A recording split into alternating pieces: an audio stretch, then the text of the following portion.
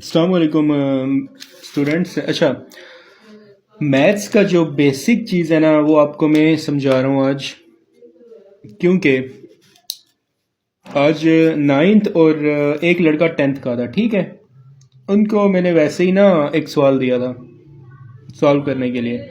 तो क्वेश्चन उन्होंने सॉल्व किया, लेकिन उन्होंने एलसीएम ही गलत किया। अब नाइन्थ और टेंथ क्लास में आके भी अगर आपको एलसीएम नहीं करना आता तो क्या फ़ायदा क्या हो रहा है फिर मैथ पढ़ने का। ये आपको मैं स्टेप बता रहा हूँ, और बहुत इजी स्टेप्स हैं ना एलसीएम लेने के। आपने पता नहीं कैसे आप लोगों को समझ नहीं आ रहा, तो आप ये वीडियो देखें, बहुत आपको इजी मेथड बता रहा हूँ आपने एलसीएम कैसे लेना है। 3 और 5 है, ये जो दो नंबर्स हैं ना 3 और 5, इनका आपने साइड पे इस तरह लिख लें, टेबल लेके जाएं। 3 पे तो जाहिर है 3 का टेबल जाएगा, 3 1 ज़ा 3 3 का टेबल 5 पे जाता ही नहीं है, तो 5 एज इट इज़ नीचे आ जाएगा। अब 5 का टेबल जाहिर है 5 पे जाएगा, 1 एज इट इज़ नीचे, 5 1 ज़ा 5, हो गया ख़त्म। अब इन दोनों को आपने मल्टीप्लाई करना है। मल्टीप्लाई करें, 3 5 ज़र क्या होता है, ये होता है 15। 15 आपका क्या है, इन दोनों वैल्यूज़ का एलसीएम आया है। अब देखें, 3 का टेबल 15 पे आपने लेके जाना है। पहले आपने ये सारी साइड सॉल्व करनी है, ये सारी 7/3 का पहले सॉल्व करना है। अब 3 को इस तरह आपने लाइन लगानी है। 3 का टेबल 15 पे कितनी बार जाता है जी, 5 टाइम्स। अब 5 को जो 3 के ऊपर वैल्यू लिखी है ना उससे आपने मल्टीप्लाई करना है। क्या करना है, मल्टीप्लाई करना है। 5 7 ज़ार, ये आपका 35 आ गया। ठीक है, साइन जो लगा हुआ है वो साइन लगाएं आप, कोई इशू नहीं है। अब ये साइड होगी, अब आपने ये साइड सॉल्व करनी है, उसी तरीके से करनी है कि 5 का टेबल 15 पे लेके जाएं। कितनी बार जाता है जी, 3 टाइम। और 3 के ऊपर क्या करना है, आपने मल्टीप्लाई करना है। 3 5 ज़ार 15। ठीक है, ये बहुत सिंपल मेथड है, बहुत सिंपल मेथड है।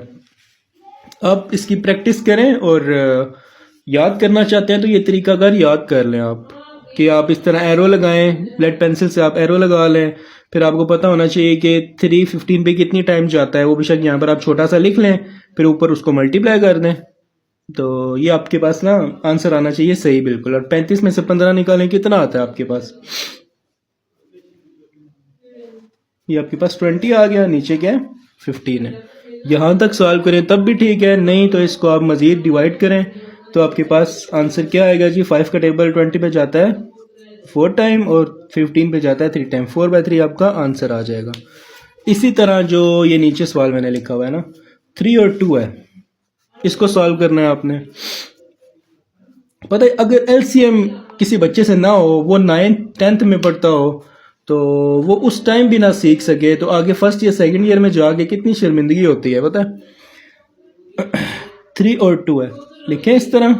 अब टेबल लेके जाएं, 3 पे टेबल लेके जाएं, 3 का ही जाएगा जाहिर है, 3 1 ज़ा 3, और 2 एज इट इज़ नीचे आ जाएगा। अब 2 पे 2 का ही टेबल जाएगा, तो 2 1 ज़ा 2। अब इन दोनों को मल्टीप्लाई करें तो क्या आता है, 3 2 ज़ा 6 आता है। नीचे आप 6 लगाएं, ऊपर लाइन लगाएं। ठीक है, अब 3 का टेबल 6 पे लेके जाएं, जो कि क्या आता है 3 2 टाइम्स जाता है 6 पे। अब 2 को ऊपर मल्टीप्लाई करें, 2 2 ज़ा 4 माइनस, अब ये साइड सॉल्व करें। 2 का टेबल 6 पे कितनी बार जाता है जी, 3 टाइम, और 3 5 ज़ा 15। अब 15 में से 4 आपने माइनस करने हैं, तो आपके पास क्या आएगा 11, साइन माइनस का, और नीचे आपके पास क्या है 6। तो ये आपका क्या हो गया, सॉल्व हो गया।